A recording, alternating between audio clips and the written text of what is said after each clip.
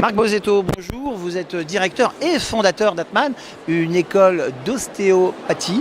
Est-ce que vous pourriez nous présenter en quelques mots le cursus d'ostéopathie que vous proposez chez Atman?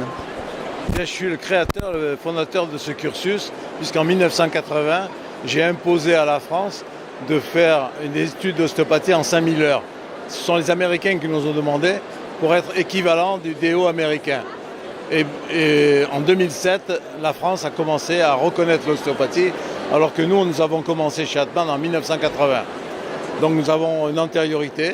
Et ce cursus, 5000 heures, avec moitié théorie, moitié pratique.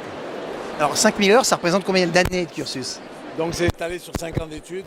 Il y a à peu près 800 heures par année, plus la pratique et les manifestations sportives. Voilà.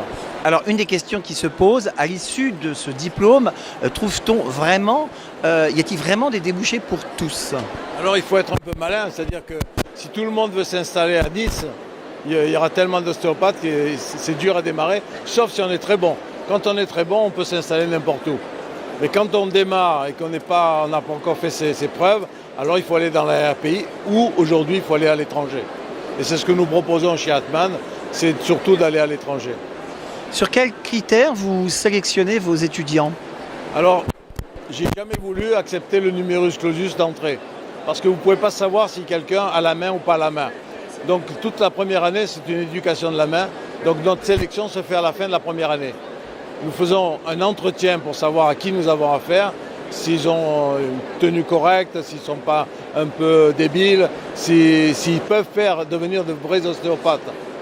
Et c'est la seule barrière, elle est là, et les notes. Voilà. Alors, on a bien compris que vous êtes à l'origine du développement de l'ostéopathie en France. Il y a beaucoup d'écoles d'ostéopathie qui se sont développées en France, un peu partout. Qu'est-ce que vous en pensez? Malheureusement, j'étais président de la collégiale académique. On était 15 collèges. C'était très bien, 15 collèges de classes de bonne facture. Aujourd'hui, il y a plein de collèges qui ont ouvert une première année. Et peut-être qu'ils ne tiendront pas le cursus parce qu'il faut beaucoup d'argent pour tenir un collège aujourd'hui. Donc ce que vous dites peut-être aux étudiants qui s'apprêtent à faire de l'ostéopathie, c'est soyez prudents dans vos choix. Je dis attention, il y a enseignement et enseignement. C'est évident. Si on veut apprendre des techniques ostéopathiques, c'est facile. Vous pouvez aller dans n'importe quel âge. Si vous voulez devenir thérapeute, alors là, il vaut mieux avoir des collèges, des anciens collèges. Marc Bosetto, merci.